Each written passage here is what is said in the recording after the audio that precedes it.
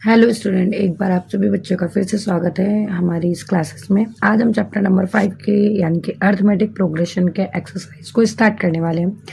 सबसे पहले हम देखते हैं एक्सरसाइज 5.1 का क्वेश्चन नंबर फर्स्ट, जो कि हमारी स्क्रीन पर ये क्या लिखा है यहाँ पर। In which of the following the situation does the list of the number involve make and the arithmetic progression and why. यानी कि आपको सिचुएशंस कुछ दे रखी है क्वेश्चंस में, आपको ये बताना है कि इन सिचुएशंस में इक्वेशंस आपकी जो है वो अर्थमेटिक प्रोग्रेशन की बन सकती हैं या नहीं बन सकती हैं। बन सकती हैं तो कैसे बन सकती है, और नहीं बन सकती हैं तो क्यों नहीं बन सकती हैं, तो वो आपको सिचुएशंस को बताना है। तो सबसे पहले हम देखते हैं क्या लिखा है हमारे क्वेश्चंस में। पहले हम ये देखते हैं, the taxi fare after each kilometre the fare is 15 rupees for the first kilometer, 8 for each additional kilometer। यानी कि मान लिया जाए जब एक टैक्सी जो होती है वो स्टार्टिंग में जब एक डिस्टेंस को क्या करती है, कवर करती है, और यहाँ पर इन्होंने फिक्स डिस्टेंस बोला है। अभी ये नहीं बोला है वो फिक्स डिस्टेंस कितनी है, ठीक है ना, कितनी भी हो सकती है।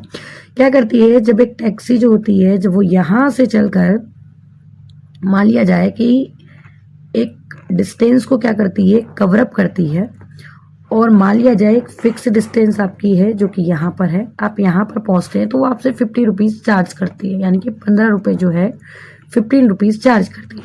पर जब आप यहाँ पे आते हो और यहाँ पर आने के बाद में आप क्या बोलते हैं कि आपको और आगे जाना है, और आप 1 किलोमीटर और आगे चले जाते हैं। और जब आप 1 किलोमीटर और आगे जाते हैं तो आप उससे क्या बोलते हैं, टैक्सी वाला आपसे बोलता है कि भाई मैं आपसे 8 रुपये और चार्ज करूंगा। आपने कहा ठीक है। फिर आप यहाँ पे जाने के बाद में आप फिर से बोलते हैं कि आपको थोड़ा और आगे जाना है, तो आप फिर से क्या करते हैं, 8 रुपये वो ईच किलोमीटर के हिसाब से क्या करता जाता है, आपको ऐड करता जाता है। ठीक है, तो यानी कि जो फिक्स डिस्टेंस थी आपकी, यानी कि ये इस फिक्स डिस्टेंस को, यानी कि एक फिक्स जो नंबर होता है, जो स्टार्टिंग पॉइंट होता है, उसी को कहा जाता है ए। उसे क्या कहा जाता है, ए। तो इसे हमने कह दिया ए, यानी कि 15। अब ये जो ईच किलोमीटर के हिसाब से, यानी कि जो इसकी फिक्स्ड चार्ज नहीं था, यानी कि एडिशनल चार्ज जो ईच किलोमीटर पे लेता जा रहा है, वो आपका क्या कहलाता है, डी। तो ये क्या हो गया आपका 8 रुपीज। ठीक है, अब हम देखते हैं कि क्या इसमें अर्थमेटिक प्रोग्रेशन बनना पॉसिबल है या नहीं है। तो अर्थमेटिक प्रोग्रेशन का जो फॉर्मूला होता है, पहले हम उसको समझते हैं कि इसमें जो टर्म होती है, टर्म के अकॉर्डिंग चलता है, यानी कि टर्म 1, टर्म 2, टर्म 3, टर्म 4, ऐसे ये कंटिन्यूअस चलता रहता है। ठीक है, इस तरीके से। तो अगर हम टर्म 1 की बात करते हैं तो टर्म 1 को कैसे लिखा जाता है अर्थमेटिक प्रोग्रेशन के अंदर, टर्म 1 को ए लिखा जाता है, टर्म 2 को ए प्लस डी लिखा जाता है, फिर टर्म 3 को यानी ए प्लस 2d लिखा जाता है। अब इसी तरीके से ये आपका बढ़ता जाएगा, फिर ए प्लस 3d, ए प्लस 4d, इस तरीके से ये कंटिन्यू आगे होता जाता है। ठीक है, अब यहाँ पर हम देखते हैं a इज इक्वल टू आपके पास कितना है, 15, ये हमने लिख दिया। अब हम देखते हैं कि a की वैल्यू आपके पास 15 है, प्लस d की वैल्यू आपके पास में कितनी है, 8 है, तो हमने वो लिख दिया। फिर हम देखते हैं यहाँ पर a की वैल्यू आपके पास 15 है, प्लस 2, कोई सिंबल नहीं होता है तो मल्टीप्लाई का होता है, और d की वैल्यू कितनी है हमारे पास में, 8 है। फिर हम आगे बढ़ते हैं, a की वैल्यू आपके पास 15 है, प्लस 3 इंटू डी की वैल्यू कितनी है आपके पास, 8 है। आगे बढ़ते रहेंगे हम। अब देखते हैं यहाँ पर 15 और 8 दोनों को प्लस किया 23, फिर 15, 8 2 जा कितना हो गया 16, फिर यहाँ पर 15, 8 3 जा 24, और ये कंटिन्यूटी में आपका बढ़ता जाता है।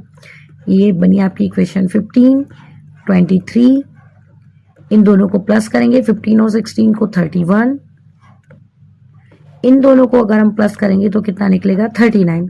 अब देखिए कोई भी नंबर अर्थमेटिक प्रोग्रेशन, ये तो एक बनाने का तरीका हो गया, पर आपको चेक तो ये करना है ना मेन कि अर्थमेटिक प्रोग्रेशन में है या नहीं है। तो अर्थमेटिक प्रोग्रेशन में कोई भी नंबर तब होता है जब इनके बीच का जो डिफरेंस होता है, जो कॉमन डिफरेंस होता है, वो कैसा होना चाहिए, सेम होना चाहिए। तो हम चेक कर लेते हैं कि 20 और 15 के बीच में कितने का डिफरेंस है, 8 का। 31 में से अगर हम 23 को माइनस करते हैं तो कितना आता है, 8। 39 में से हम 31 को माइनस करते तो कितना आता है आपका 8, यानी कि इन सभी के बीच का डिफरेंस कितना आ रहा है 8 आ रहा है, यानी कि ये अर्थमेटिक प्रोग्रेशन में आपका है, यानी कि इसका आंसर आपका क्या है यस। ठीक है, अब देखते हैं हमारा नेक्स्ट क्वेश्चन।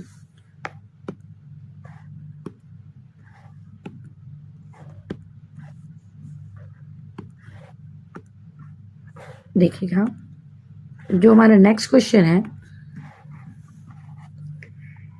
नेक्स्ट क्वेश्चन के लिए बोला है the amount of the air present in a cylinder when a vacuum pump, एक वैक्यूम पंप के द्वारा एक सिलेंडर में क्या किया जा रहा है, एयर को प्रेजेंट किया जा रहा है, और ये क्या करता है आपका, ये थोड़ा मिसप्रिंट यहाँ पे आई थिंक हो गई है, ये 1/4 नहीं है, ये आपका 1/4 है। क्या है ये 1/4 है, 1/4 of the air remaining in the cylinder at a time, यानी कि जब वो पंप से सिलेंडर को भरता है तो वो बचता कितना है 1/4। तो पहले तो हम देखते हैं कि भाई उसमें एयर थी कितनी, हम मान लेते हैं कि टोटल जो एयर का पार्ट है वो हैगा 1, ठीक है ना, जो एयर प्रेजेंट है वो आपके पास में कितनी है, हम मान लेते हैं टोटल 1 है। अब 1 में से रिमेनिंग हो रहा है 1/4, तो यानी ये कितना हो रहा है यहाँ पर, कुछ नहीं अपॉन में 1, 4 1 जा 4 माइनस 1 का इंटू 1 में करेंगे 1 अपॉन में 4 1 जा 4, और 4 में से 1 गया आपके पास में क्या बचा, सॉरी ये 4 1 जा 4 है आपका, है ना, 4 में से 1 गया, ये आपके पास क्या बचा 3/4, यानी कि ये जो रिमेनिंग आपकी एयर है ये आपकी क्या कहलाएगी वहां पर डी कहला रही है। ठीक है, अब तो फिर ए क्या होगा, ए आपका यहां पर होगा वॉल्यूम यानी कि वी। ठीक है, तो वी में जब प्रेजेंट में एयर होती है तो वो क्या कहलाती है 1 ही है आपकी, तो जो फर्स्ट कंडीशन उसकी बन रही है वो की क्या बन रही है आपकी अर्थमेटिक प्रोग्रेशन की ए, फिर आपकी क्या होती है ए प्लस डी, फिर क्या होती है आपकी ए प्लस 2d, फिर क्या होती है आपकी ए प्लस 3d। बिकॉज ये आपका यहाँ पे क्या है वॉल्यूम है, तो इसका लिखने का जो तरीका है वो इस तरीके का ना हो कि कैसा होगा, ए की वैल्यू तो आपके पास आ गई है v, और जब आप इसको सॉल्व करेंगे तो ये वैल्यू आएगी आपकी 3/4। अब एक चीज देखिएगा कि यहाँ पे जो बढ़ने का उसका जो टाइमिंग है वो टाइम वर्ड यूज करा है, टाइम का जब भी होता है तो यानी कि वो मल्टीप्लाई में या फिर पावर में कन्वर्ट होता है, तो इसका जो वॉल्यूम है, अब वो वॉल्यूम का जो चेंजेस होगा वो कैसे होता है वो ध्यान से समझिएगा। यहाँ पे रिमेनिंग होके 3/4 बचा, दोबारा में जब जाएगा तो 3/4, यहाँ पे पावर 1 और यहाँ पे पावर कितनी हो जाती है इसकी 2, फिर इसके बाद की पावर कितनी हो जाएगी 3/4, इसकी पावर कितनी हो जाएगी आपकी 3, और इस तरीके से कंटिन्यूटी में बढ़ता जाएगा। अब याद रखना जब भी कभी भी पावर में कोई नंबर बढ़ता है तो उनके बीच का डिफरेंस कभी भी सेम हो ही नहीं सकता है, ये ध्यान रखिएगा। ठीक है, अगर वो प्लस में बढ़ता हुआ जा रहा है या माइनस में बढ़ता हुआ जा रहा है तो ये कंडीशन यानी ये पॉसिबिलिटी हो सकती है कि भाई उनके बीच का डिफरेंस सेम आए, पर अगर वो मल्टीप्लाई में बढ़ रहा है और या फिर अगर वो पावर में बढ़ रहा है तो याद रखिएगा कि उनके बीच का डिफरेंस कभी भी सेम नहीं हो सकता है, इसलिए इसका आंसर क्या होगा नो। ठीक है, अब हम आगे बढ़ते हैं हमारे नेक्स्ट क्वेश्चन की तरफ। क्या है हमारा नेक्स्ट क्वेश्चन, देखिएगा, देखिए the cost of digging, digging मतलब होता है खोदना, अ वेल यानी कि एक कुएं को जब खोदा जाता हैगा तो after every meter of digging यानी कि हर 1 मीटर के खोदने के बाद में when it cost 150 for the first meter, जब वो स्टार्टिंग में 1 मीटर का गड्ढा खोदता है उस कुएं के लिए तब तो वो 150 रुपए यानी कि 150 चार्ज करता है, और जब वो स्टार्टिंग में खोदता है तो मैंने आपको बताया था स्टार्टिंग को ए माना जाता है जो कि क्या है आपका 150। ठीक है, फिर दूसरी कंडीशन ये बोला है कि अब हर ईच डिगिंग चार्ज जो उसने बोला है वो 50 रुपीज है, यानी कि जो फिक्स चार्ज के साथ में था वो तो आपका ए हो गया, और जिस तरीके से वो बढ़ता जा रहा है वो उसका क्या कहलाता है डी, तो यानी डी की वैल्यू कितनी हो गई आपके पास में 50 रुपीज। अब हम टर्म पे जाते हैं, तो टर्म बनाने का तरीका क्या है आपका ए प्लस डी और A plus 2d and A plus आपका 3d, इस तरीके से ये कंटिन्यूअस में क्या होता है बढ़ता जाता है। 4 टर्म किसी भी एपी के लिए सफिशिएंट होती है अगर आपने आपको उसने टर्म की वैल्यू नहीं दे रखी कि भाई नंबर ऑफ टर्म आपको 1 बनाना है, नंबर ऑफ टर्म आपको 2 बनाना है, 3 बनाना है, कितनी बनाना है नहीं दे रखा है, तो आप 4 बना के बस इनफ है आपके लिए। अब कैसे करेंगे हम, ए की वैल्यू कितनी है आपके पास में 150।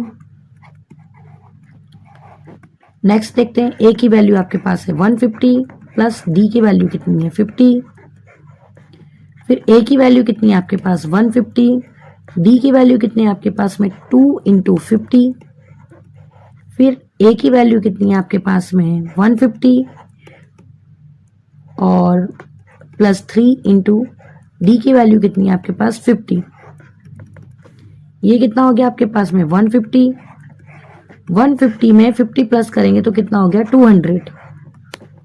150 प्लस 50 का इंटू जब हम 2 में करेंगे तो कितना हो जाएगा, ये 52 जा 100। फिर 150,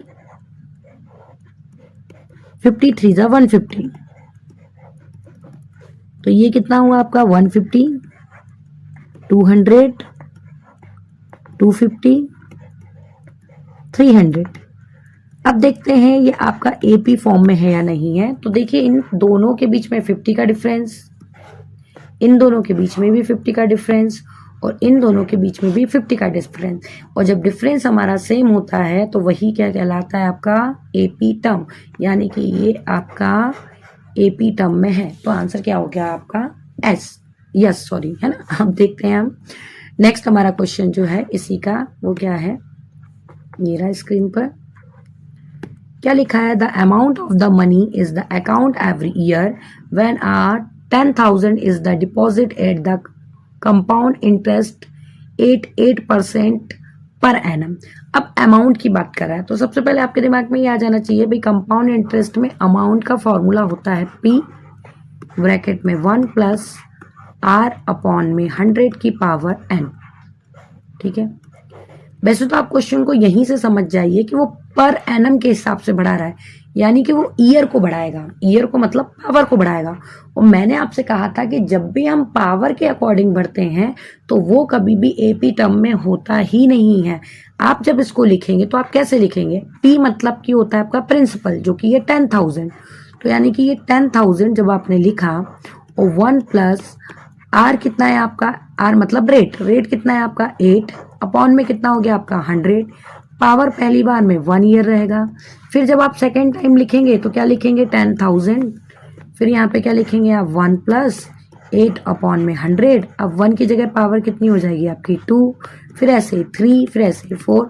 पर जब भी पावर में इंक्रीमेंट होता है तो याद रखना वो कभी भी एपी टर्म में नहीं होता है। तो आंसर इसका क्या रहेगा, नो। ठीक है, तो ये आज हमने सिचुएशन के साथ में एपी टर्म को बनाना सीखा है कि इसमें आपको सिचुएशन को बताना है कि वो एपी बना सकता है या नहीं बना सकता है, तो क्यों नहीं, तो क्यों नहीं। ठीक है, तो ये हमने सीखा है। मिलते हैं हमारे नेक्स्ट वीडियो में इसी के क्वेश्चन नंबर 2 के साथ में। तब तक आप रिवीजन कीजिए, प्रैक्टिस कीजिए, ठीक है, अपने मैथ्स को बेटर कीजिए और आपकी बोर्ड एग्जाम के लिए सभी बच्चों को बेस्ट ऑफ लक। और जिस किसी को कुछ भी डाउट रहता है वो कमेंट्स करके जरूर बताइए।